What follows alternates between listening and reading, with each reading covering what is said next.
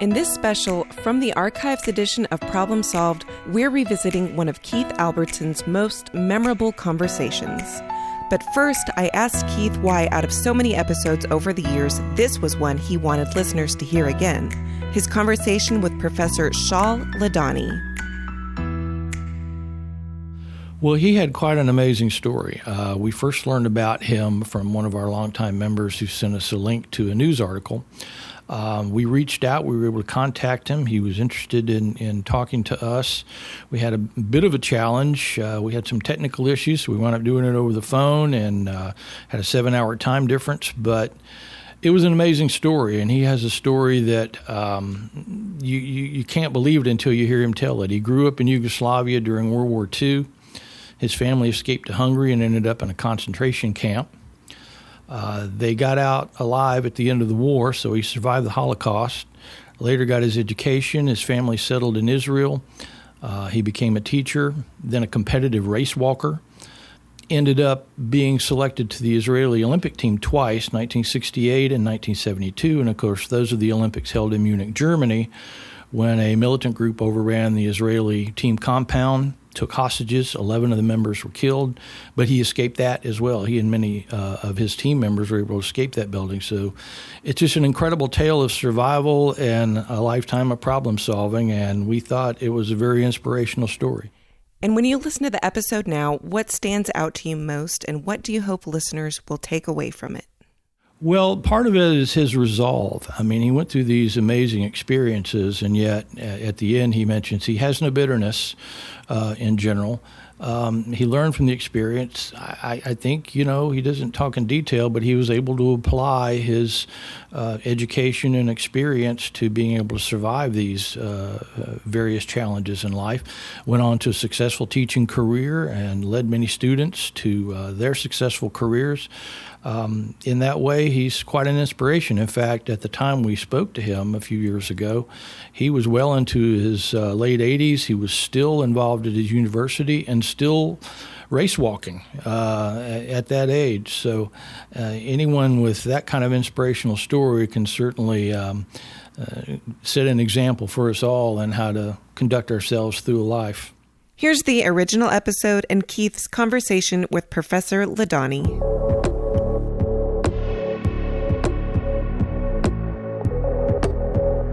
I'm Keith Albertson, managing editor of IISE magazine. Today's guest is Shaul Ladany. He's a professor emeritus of industrial engineering at Ben-Gurion University of the Negev in Beersheba, Israel. In addition to his noted academic career as an instructor, researcher, and author, he also excelled as a world-class athlete and as a Holocaust survivor who, as a child, spent 6 months in a concentration camp in Germany. As a competitive race walker, Professor Ladany set records that still stand, and he competed in the 1968 and 1972 Olympics. In his second trip to the Games in Munich, Germany, he was one of the Israeli athletes who escaped a terrorist attack that claimed the lives of 11 of his teammates. In a recent phone interview from his home in Israel, he discussed his background, his athletic career, and his academic efforts.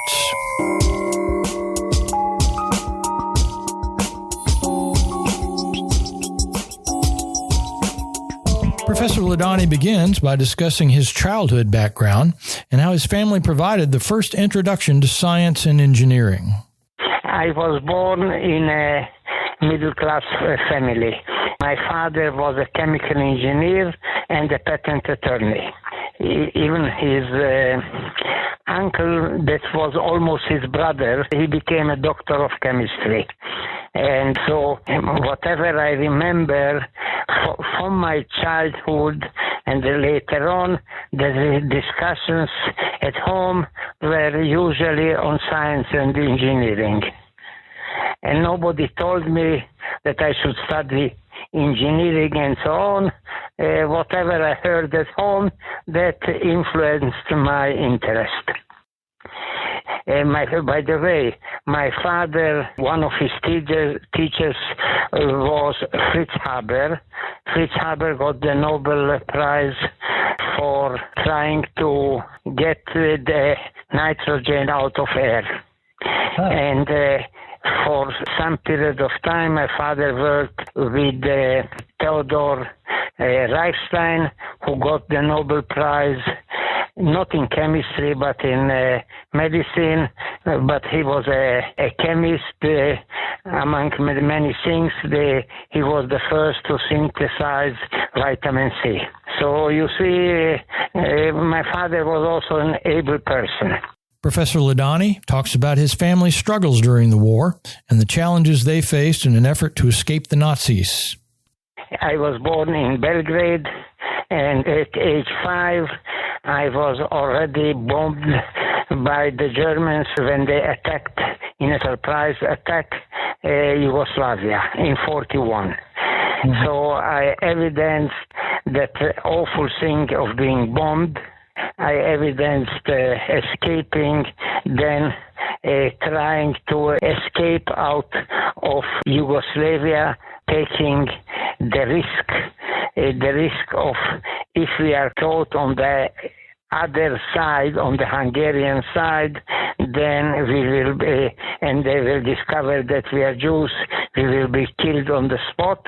And if we remain in Serbia, they might kill us there. And indeed, many of those that remained there, most of them were gas in trucks with the exhaust fumes of the engines. That was the first attempt that the Nazis killed Jews by gassing them. And then we have been refugees in Hungary. I have been for a time also in a monastery. Awful times, not because they did something wrong to me, because I was afraid that it will be discovered that I'm a Jew, and then I will be killed. And then I was in ghetto, and then later on, in half a year, in the Bergen-Belsen concentration camp. So I had some experience what it meant, a Holocaust. Mm. And how were you able to escape? You were helped by a group in America, correct? It's a long story written both in my autobiography. Toward the end of the war, in exchange of close to 2,000 Jews, we were transferred to Switzerland. After they lost everything during the war, Ladany's family looked to rebuild their lives and eventually settled in the new nation of Israel. After the war, we returned to Yugoslavia, and because there were no alternatives. So you probably know, the United States did not allow Jewish immigrants in masses to come in. There were very small quotas. And neither to Palestine. Most of the Jews, surviving Jews, wanted to get to Palestine, but the British authorities that had the mandate to Palestine closed the door. They had a quota of 2,000 people per year. That's nothing. So we returned to Yugoslavia, rebuilt or repaired the bombed villa of my parents. They started the factory that my father had and so on until the state of Israel was established. And then as a condition for leaving Yugoslavia to Israel, we had to give up everything. Have you seen people that are willing to give up all their property just for the right to leave the country and to get to the country of their wish? Ladany's family faced many hardships in their early years in Israel, but they were able to finally create a home as he began his academic studies and his athletic career. What was it like in Israel those early days as a young nation? I can tell you, after 2 weeks, we got some old house without electricity, without running water, in the garden, a primitive Turkish closet, no kitchen. I, as a not yet 13-year-old, walked with 2 buckets to the only place about a mile away to get water and bring water to us. But you were free, so it was worth it at the time. After all, we were free. Yes. It's very difficult really to imagine such conditions of life. And I was able then to participate in the first Israeli marathon competition, the first in 56. And in the competition there were only 10 competitors without proper training. Ladany's career as a race walker began in Israel at a long-distance walking event and later led him to more competitive efforts. I found out that I have excellent walking abilities. 1 or 2 years later on, I entered for the first time the Israeli National Championship in race walking and have beaten the Israeli champion of that time for the distance of 3,000 meters, a little less than 2 miles, which is 7.5 laps in a stadium, and I have beaten him by almost a full lap. And from that time on, I became a full-time race walker. After he served in the Israeli military, Ladany began pursuing academic degrees in mechanical engineering.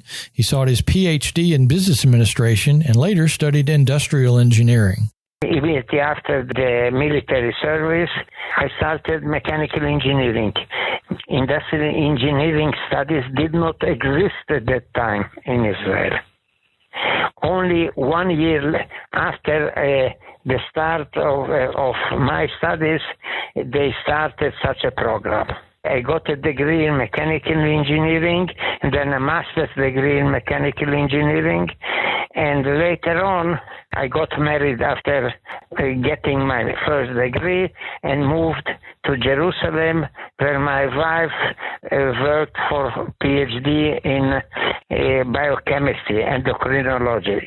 And my first job was manager of the mechanical workshop of the Hebrew University.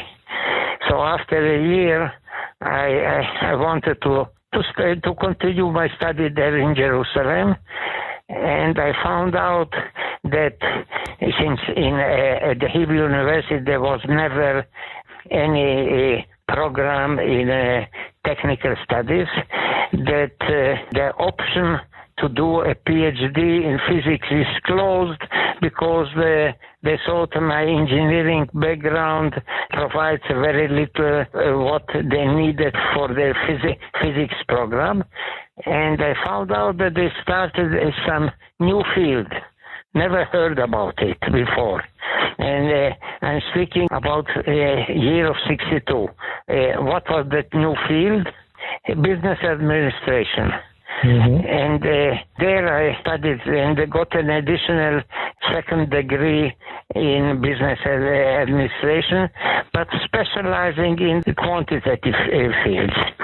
I was sent by the university for my doctoral studies.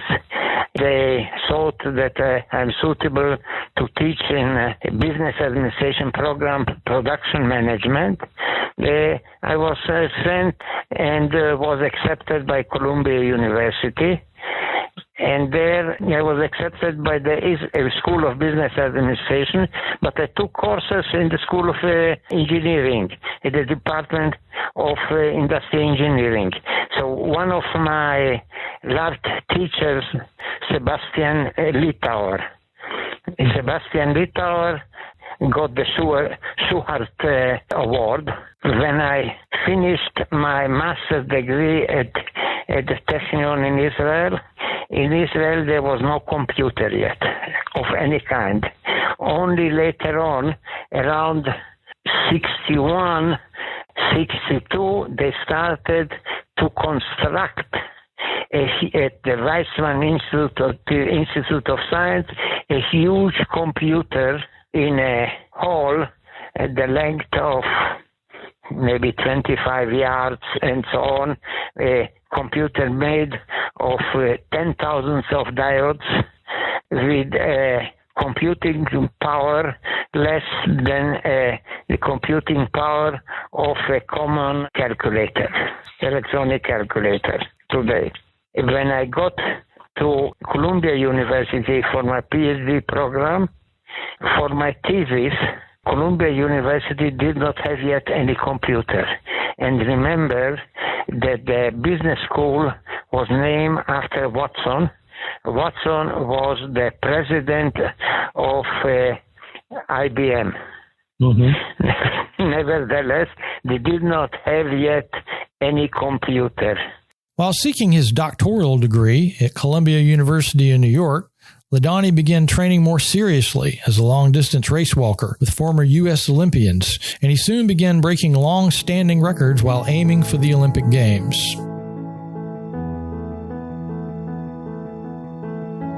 During my time at Columbia University, obviously when I arrived, I was already Israeli champion, race walking champion, but not at results that were of high level. Before I left for the United States, in Israel, I participated in the Maccabiah Games. In Israel. Maccabiah Games are a kind of quasi-Olympic Games for Jews.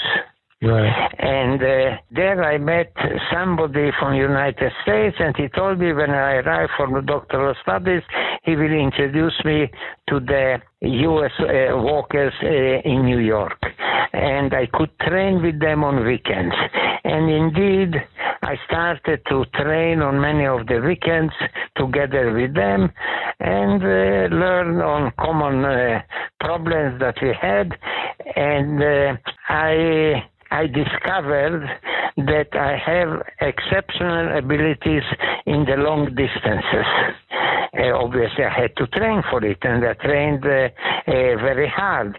In '66, I have participated in the Eastern Regional 50-mile race walking championship in New Jersey, won it, and broke the oldest United States record of any kind. It was an 80-year-old record. I set for the 50 mile 8 hours 35 minutes. My wife told me this is probably the best or the largest success that I will ever have in my life, and I agreed with her. But next year, in '67, I improved my own U.S. record and lowered the record to 8:11. In '68, I improved my own record, U.S. record, to 8:05. And obviously, I was with training with the U.S. walkers, that many of them were ex-Olympians and or had Olympic aspirations. I got that also the same aspiration, and I have broken the Israeli standard for the Mexico Olympic Games. And immediately as I got my PhD, 1st of February '68, and the Olympic Games were late October, instead of taking on any job, teaching job, I did nothing else but just trained for the Olympic Games. And I really became quite successful, participated in Mexico in the Olympic Games, returned to Israel, started my academic career at Tel Aviv University. But in 1970, I returned to United States for that 50-mile championship, reduced my own 50-mile record to 7 hours and I believe 57 minutes or something like this. That was in 1970. And obviously, in '69, in Israel, I wanted to try to repeat Olympic fever to get for the second time to the Olympic Games, for the 72 games. And in '71, I had started seriously to train. In 72, I flew again to the United States to participate in the same 50-mile championship. And not only that, I have improved my own U.S. record, but set a world record of 7 hours, 23 minutes, and 50 seconds. Remember, I started with 8 hours 35. Now I reduced it to 7:23, and until today, it's still world record. Wow. Ladany describes his early teaching career in Israel and how he emphasized to his students the need to think through problems on their own rather than memorize various methods. In 75, I joined Ben-Gurion University in the Department of Industrial Engineering, but really I did not change my field. Only the department that employed me changed, because in all my academic career, I dealt with quantitative subjects: quality control, production management, and operations research. Mm-hmm. That was my field, and I stayed with it. I don't know what brought me to understand the field of how to try to educate people in industrial engineering, but not only in industrial engineering, at least in quantitative fields. And when I'm saying operations research, that's a part of industrial engineering. Initially, you have to provide always the basics, the tools. But then you have to teach people how to think, how to try to solve problems that they have never seen before. Such approach can be done only after you have provided them with some basic tools.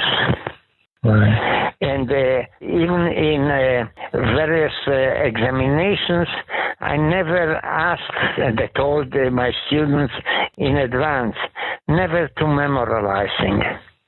I let them to have an open book at examination, whatever book they decided to have with them, and let them to write in the book whatever they wanted. And in the examination, I provided them with a problem. So a problem where they had to find out really what the real problem is, and then how to approach it and how to try to solve it. Mm-hmm. The moment that you know how to try to solve it, then there are many possibilities for the solution. If you teach them just with various methods and so on, they don't get that habit of thinking how to try to cope with problems. The education has changed. As always, the changes appear. I heard that in 1910s there was electrical engineering and mechanical engineering in one department, one subject, and they got separated later on. So separations, divisions, that's the rule of the changes. Out of our department or inside the department, we have also robotics and all the different fields that deal with data management, information systems, and so on. More and more. It's all in the same scope, but we have also generated additional departments. You might also group them together under the umbrella of industrial engineering. I would say that the students at colleges in industrial engineering are qualified technicians. Most of them. There are exceptions, obviously. On the other hand, at the universities, the students have much higher intellectual abilities, and they get a much better preparation, and they are able to cope much better with problems. Obviously, there are exceptions, but this is the situation. Now in the United States, I know you have so many universities and so many colleges, and you don't expect that a small state college would have the same ability as a graduate of Stanford or MIT. Ladany discusses the growth of industrial and systems engineering in Israel and the different fields in which it is applied. Yes, it is growing, and they are working in various fields, not necessarily in production, or most of them are not in production. Many of them in various services, transportation, banking, and in the recent years in various startups which become programmers. This is, in my view, not what we would have liked them to do. But since in Israel there are so many new startups are mainly dealing with various information systems. Ladany discusses his teaching and research efforts and the publications he's been part of. Now I can tell a few things about myself. I was one of the first that started the integration of production, marketing, pricing, and inventory. I published something in around 1970, and it started in many other publications where the problem of integrating simultaneously all problems from all those fields were dealt. Likewise, I followed, don't know whether you heard the names Dodge and Romig in quality control, in sampling and so on. But I studied those things, but I was one of the first, if not the first, that started economic optimization in quality control, taking into consideration the various costs. Mm-hmm. Likewise, I was the first that started to take into consideration in economic consideration in setting warranty periods. And I was one of the first that started to apply operations research, really optimization in sports decisions. Was the editor of a special issue of Management Science, of another issue, and of two books. Plus, I wrote the entry on that subject on 3 editions of the Encyclopedia of Management Science and Operations Research, and published maybe 15 papers or more on that subject. So optimization, what sports, many of the decisions were usually intuitive. Professor Emeritus, since 2006, I'm still engaged in research, dealing with trying to find the coordinates of targets. Published several papers on that, and especially presently trying to find the best method. There are several methods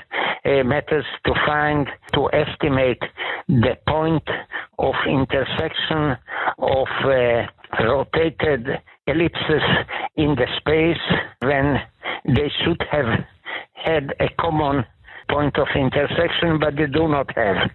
And there are several methods. All of them take a different time, and all of them provide different accuracies, and to try to evaluate those different methods. Ladany discusses how he's staying active as a race walker, including a long-time birthday tradition. I'm still race walking up to, since my 50th birthday. At that time I was at Georgia Tech I started to celebrate my birthdays by walking 1 kilometer for each year of my age. My 83rd birthday, I walked 83 kilometers, planned in April 84, this year, to do a walk of 84 kilometers, but then came the corona. But on 28th of February, I still walked the Tel Aviv marathon, a full distance of marathon, which is 42 kilometers, 26 miles. I still walked it, being the oldest participant in the marathon. Whether I will be able to do next year, which is in 7 months now, 85 kilometers, I don't know. What I can say that since we are not getting younger, neither myself, I feel from year to year how every mile gets longer and how every slope gets steeper. Here, Ladany discusses how he might be remembered for his athletic and academic careers. I don't know how I will be remembered. I know that I got awards, unusual awards from two directions, which I know that is unusual. By the way, I won also the 100-kilometer World Championship after Munich, a month after it, and I won Master Championships and set a world record in the 100 mile for the 70-plus age group. From the sports side, the International Olympic Committee awarded me the Baron Pierre de Coubertin medal. Baron Pierre de Coubertin was the one that resumed the Olympic Games, or restarted the Olympic Games, modern Olympic Games, in 1896, I believe. Yes. Mm-hmm. And he directed several of the first Olympic Games. So, and that award is a very rare one. I got it for my unusual achievements. On the other side, in Israel, I got several lifetime achievement awards in industrial engineering. So I am very proud that I was awarded both for my sports achievements as well as for my academic achievements. How long I will be remembered, I don't know. In closing, Ladany discusses the lessons learned from his long and adventurous life that he can pass along to others. I don't hate people, but I remember. I have a good memory still, although it is fading for names, but still I have a good memory. What I can tell you, what is important for persons. First, that I learned from the Holocaust. You should take care of yourself. Very few others will try to help you. That's true as an individual, and it's true also as a country. Mm-hmm. Only with the interest. I don't know how much you are aware of history of Czechoslovakia when Nazi Germany took part of them first, the Sudets. Nobody intervened, and so on. If you are not strong enough, if you cannot defend yourself, you might lose a lot, including your own life, your own independence. You should be strong. Second, you always might lose all your assets. My father we left in Yugoslavia everything that we had, never got any compensation. His young uncle that I mentioned, he has started from scratch, and he has built the largest pharmaceutical concern of Yugoslavia. It was taken away as a Jewish property in 1941 by the Nazi regime of Croatia, then became independent. Then it was nationalized by the communists, and no penny was ever restituted. It was sold, by the way. Just I want to point out what type of property we are speaking. It was sold only the pharmaceutical concern, not houses, not yachts, and so on. It was sold for $2.5 billion about 10 or 15 years ago to an Israeli pharmaceutical concern. $2.5 billion. The family did not receive a penny restitution. What remains when you lose your knowledge and your ability to earn. You have to educate people so that such causes that caused in the 1930s in Germany the lack of democracy and then the rise of the Nazi Party, you have to teach children and people how to keep democracy.